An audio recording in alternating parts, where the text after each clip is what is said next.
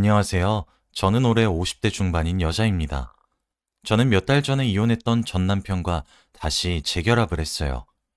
제 이야기를 들으시면 다들 왜 이혼한 사람을 다시 만나냐고 물어보십니다. 오늘은 이 이야기를 여러분들께 하려고 해요. 재미있게 들어주시면 감사하겠습니다. 저는 어린 나이에 남편과 결혼을 했어요. 저희들은 너무나 서로에 흠뻑 빠져 있었고, 연애 기간이 그렇게 길진 않지만 이 사람과 결혼을 해야겠다는 결정을 내렸었죠. 혼전 임신도 아니었고 남편이 결혼할 나이가 되어서 급하게 한 결혼도 아니었습니다. 단순히 저희 둘이 너무 사랑해서 순수한 마음에 결혼을 하기로 결심한 거예요. 그때 제 친구들은 다 대학교를 다니고 있었고 연애를 하느라 바빴는데 저는 오빠와 같이 결혼 준비를 하느라 바빴습니다. 오빠는 대학교도 명문대를 졸업했고 취업도 좋은 회사에 있었어요. 그런데 저는 지방에 있는 국립대에 다니고 있는 중이었죠. 저 같은 사람이 오빠와 결혼을 한다고 하면 오빠네 부모님께서 좋아하지 않으실까봐 많이 걱정이 되었습니다. 인사를 드리러 가기 전에 엄청나게 많이 걱정되었어요. 혹시라도 반대를 하시면 어떡하지? 하면서 말이죠. 오빠 말을 들어보면 오빠네 어머니는 그럴 사람이 아니래요. 무조건 좋아하실 거라고 인사하러 갔을 때부터 이미 며느리라고 부를 수도 있다고 했습니다. 저는 오빠의 말만 믿고 정식으로 인사를 드리러 갔죠. 그런데 생과계로 오빠네 어머니는 저를 굉장히 좋아하지 않으셨습니다. 제가 올 때부터 반겨주시지도 않으셨고 식사도 준비해주시지 않으셨거든요. 저와 오빠는 많이 당황하긴 했지만 그래도 꼭 밥을 먹어야 하는 건 아니니까 간단히 앉아서 이야기만 하고 가려고 했죠. 그런데 어머니는 저와 이야기를 나누기 싫어하시는 것처럼 보였습니다. 나이가 그렇게 어린데 왜 굳이 우리 아들이랑 결혼을 하려고 하는 거니? 내가 우리 남편 하늘나라로 가고 갓난애기였던 우리 아들을 혼자서 어떻게 키운 줄 아니? 우리 때는 여자 혼자서 아들 하나 키우는 게 얼마나 힘들었는데. 난 우리 아들 이렇게 번듯하게 자란 것만으로도 너무 자랑스럽다, 얘. 근데 넌 지금 대학생이라며? 그리고 학교도 지방이고. 근데 우리 아들이랑 결혼을 하겠다고? 도대체 우리 아들 된 꼴을 얼마나 빼먹겠다는 거야? 어머니는 말씀을 하시다가 화를 주체하지 못하셨고 저는 한순간에 혼나는 입장이 되고 말았습니다. 저도 모르게 죄인이 된 기분이었고 오빠는 어머니를 말리고 계셨죠. 저는 그때부터 오빠와의 결혼은 못할 것이라고 생각했어요. 상황이 대충 정리되고 오빠가 잠시 화장실을 다녀오겠다고 했습니다. 그리고 거실에는 저와 어머니만 남겨져 있었죠. 땅바닥만 바라보고 있던 저에게 어머니는 에휴, 우리 아들이 왜 너 같은 게 좋다고 하는지 하여간 나 닮아서 착하다니까 이라고 하더라고요. 어머니가 하신 말씀을 듣고 솔직히 화가 조금 나고 억울했어요. 제가 무슨 잘못을 그렇게 크게 지었다고 그렇게 막말을 하실까요? 저도 집에서 귀한 딸이고 자식인데 이렇게 하대당하는 게 너무 억울했습니다. 오빠가 화장실에서 나왔고 저희는 집에서 나왔어요. 오빠는 저에게 사과를 연신했습니다. 미안해. 엄마가 원래 이런 사람이 아닌데 내가 여자를 소개시켜드린 게 처음이라서 그런 걸 거야. 내가 정말 미안해. 오빠, 괜찮아. 우리 결혼 그냥 없던 일로 하자. 오빠는 제 얘기를 듣고 깜짝 놀라했고 저는 담담하게 받아들였어요. 결혼을 하고 저런 시어머니와 산다면 정말 힘들 것 같더라고요. 오빠의 어머니는 외동아들을 남편 없이 홀로 키우신 거에 대해 자부심이 너무 강하셨어요. 저는 제 주제를 파악했고 오빠와 연애만 하던지 아니면 관계를 끝내려고 했습니다. 그런데 오빠가 저한테 매달렸어요. 제가 결혼을 안 할 생각을 하니까 자기한테 기회를 달라고 하면서 말이죠. 결혼하면 절대 자기 어머니 안 보고 살아도 되니까 결혼해주면 안 되냐고 했습니다. 세상에 여자는 저밖에 없다고 하면서 말이죠. 저도 오빠가 싫어서 결혼을 하지 않겠다고 결정한 게 아니에요. 어머니가 저에게 하셨던 말들이 너무 충격적이고 상처가 되어서 그렇게 정한 거죠. 그런데 오빠가 먼저 시어머니를 보고 살지 않아도 괜찮다는 말을 해주어서 조금 흔들렸습니다. 결국 오빠의 몇 개월간의 끈질긴 설득 끝에 우리는 시어머니의 반대를 뚫고 결혼을 하기로 했죠. 당연히 저희의 결혼 소식을 듣고 노발대발하셨습니다. 어른 말을 아주 우습게 한다고 말이죠. 저를 절대로 평생 며느리로 인정 안 하시겠다고 선언하셨습니다. 그래도 저는 상관없었어요. 오빠만 있었으면 됐었거든요. 저는 20대 초반에 20대 후반인 오빠와 결혼을 하게 되었습니다. 오빠는 저한테 자신과 결혼해줘서 고맙다며 제가 하고 싶은 결혼식을 올리라고 했어요. 비용은 신경 쓰지 말고요. 저는 주위에 정말 가까운 사람들만 초대해서 작게 결혼식을 올리고 싶었고, 오빠는 정말 그렇게 해주었어요. 웨딩드레스도 제가 입고 싶은 것을 입었죠. 그런데 다 예쁘다고 마음에 든다고 했는데 딱 한 사람만 심술을 부렸습니다. 바로 시어머니죠. 웨딩드레스가 너무 파였다. 왜 결혼식을 작게 올리냐. 너 돈 없어서 그런 거 아니냐 등등 막말만 뱉으셨거든요. 그런데 시간이 지날수록 조금씩 단련된 것 같아요. 한 귀로 듣고 한 귀로 흘리는 방법을 터득했거든요. 아무튼 저와 오빠는 결혼식을 만족스럽게 올렸고 신혼여행을 갔다 온 후 진정한 결혼 생활을 시작했습니다. 오빠는 저를 생각해서 조금 더 대출을 많이 받아서 집을 구했어요. 제가 시어머니와 같이 산다면 힘들어할 것을 알았나 봐요. 저는 너무 감동받았지만 시어머니는 당연히 싫어하셨죠. 저한테 아들을 뺏어간 계집애라고 했습니다. 그렇게 저는 시어머니 집에 자주 왕래하지 않았고 행복한 결혼 생활을 보냈어요. 역시 신혼생활이 제일 행복했습니다. 그런데 이 행복도 얼마 가지 못했어요. 시어머니는 혼자 집에 계시는 게 적적하셨는지 틈만 나면 저희 신혼집으로 오셨거든요. 새벽부터 오셔가지고 제가 남편 아침밥 차리는 것을 감시하셨고 저녁까지 계셨다가 저녁밥을 뭘 차리는지도 확인하셨죠. 그리고 남편이 퇴근하기 전에 잽싸게 집으로 돌아갔습니다. 남편은 아침밥을 먹을 때만 어머니가 집에 계시는 줄 알겠지만 어머니는 남편이 출근하고 제가 집안일을 하는 것도 지켜보셨고 저녁 준비를 하는 것도 지켜보시다가 상을 다 차리고 남편을 기다릴 때 집으로 돌아가셨습니다. 그래서 남편은 시어머니가 아침에만 집에 잠깐 오시는 줄 알죠. 제가 이 사실을 남편한테 말하면 상황이 커질 것 같아서 차마 말을 못했습니다. 그리고 어머니가 당연히 감시를 하면서 아무 말도 안 하실 리가 없죠. 뭐 하나 조금이라도 잘못하면 구박을 하셨습니다. 너 집에서 이렇게 배웠니? 가정교육을 도대체 어떻게 배웠길래 이래? 이렇게 만든 음식을 우리 귀한 아들 입에 넣는다고? 옆에서 쏘아붙이시면서 말을 하니까 너무 스트레스를 받더군요.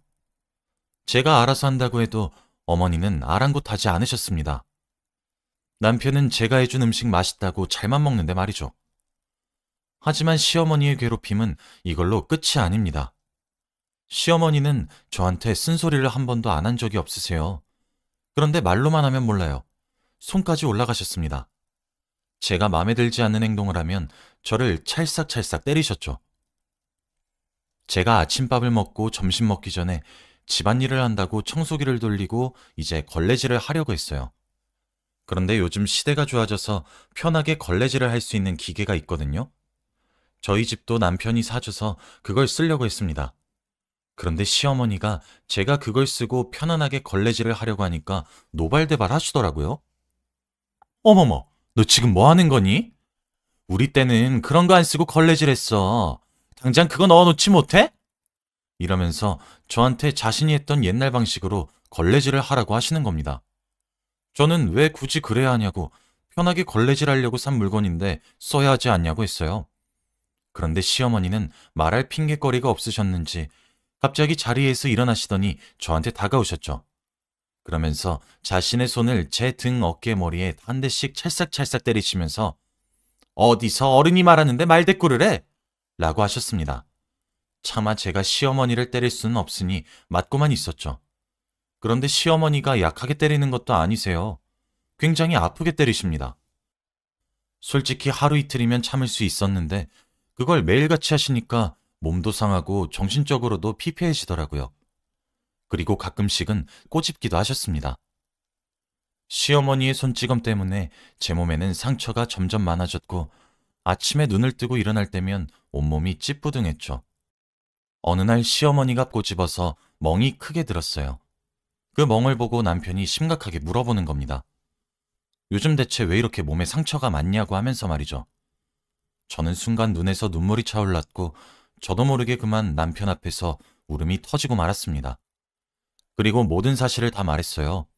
지난 몇 개월간 시어머니가 저한테 어떻게 행동하셨는지 말이죠.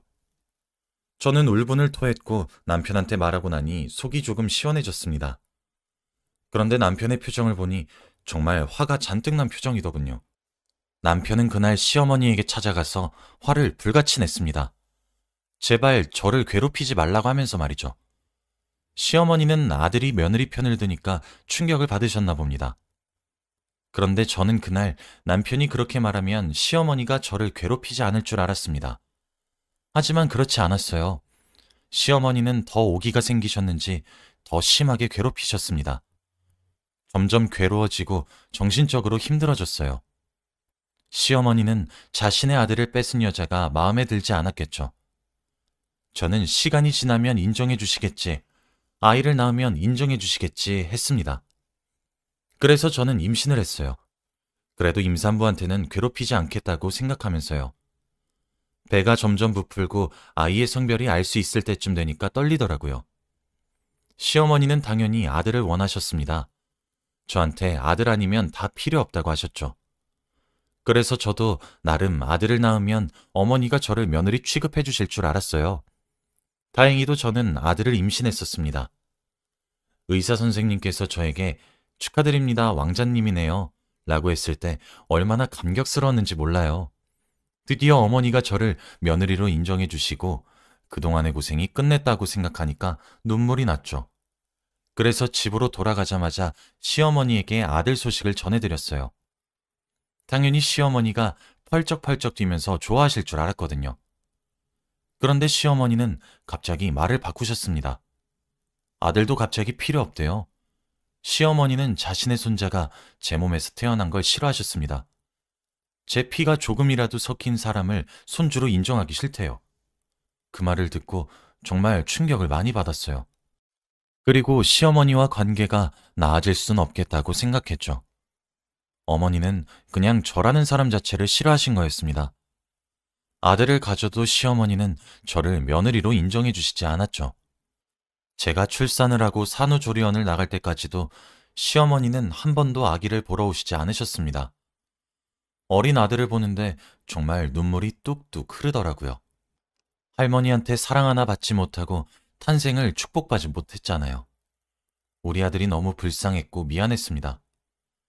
제가 집에 돌아와서 육아를 할 때도 시어머니의 괴롭힘은 멈추지 않았습니다. 아무리 남편이 말려도 아랑곳하지 않으셨죠. 저는 결국 갖은 구박과 멸시를 견디지 못하고 술에 의존하기 시작했어요. 신생아 아기를 기르는 엄마가 하면 안 되는 짓이지만 저는 제정신으로는 도저히 살아갈 수 없었습니다. 그리고 남편도 이런 제 모습을 보고 너무 안타까워했고요. 육아는 남편이 했고 시어머니는 자신의 아들이 육아를 하는 것을 보고 저를 더 괴롭혔죠. 괴롭힘의 정도는 정말 심해졌고 저는 밤마다 눈물로 남편에게 제발 저를 놔달라고 빌었어요. 제가 갈수록 피폐해져 가고 말라가니까 남편은 결국 마지못해 저를 놓아주었습니다. 저는 도저히 그 집에서 어머니의 괴롭힘을 견딜 수 없었어요. 남편도 정말 미안하다고 했습니다. 그런데 시어머니는 나갈 땐 나가더라도 아들은 놓고 가라고 하더라고요. 그럼 이혼 안 해준다고 하면서 말이죠. 언제는 아들이 싫다고 하셨으면서 이제 와서 그렇게 말씀하시니까 조금 어이가 없긴 하더군요.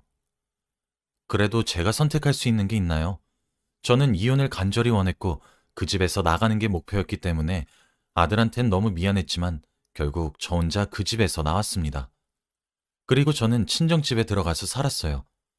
부모님은 저를 보고 잘했다고 해주셨습니다. 확실히 이혼을 하고 시어머니와 만나지 않으니까 삶이 달라지더라고요. 술도 끊었고 다시 일상생활을 열심히 살았습니다. 일도 다시 시작했고 말이죠. 그리고 양육비도 꼬박꼬박 잘 보냈습니다. 그렇게 한 몇 년을 살았던 것 같아요. 그동안 2주에 한 번씩은 꼭 가족 셋이서 만나서 식사도 하고 영화도 보고 했어요. 당연히 시어머니는 좋아하지 않으셨지만요. 그래도 어차피 남남 사이니 신경 쓰지 않으려고 했습니다.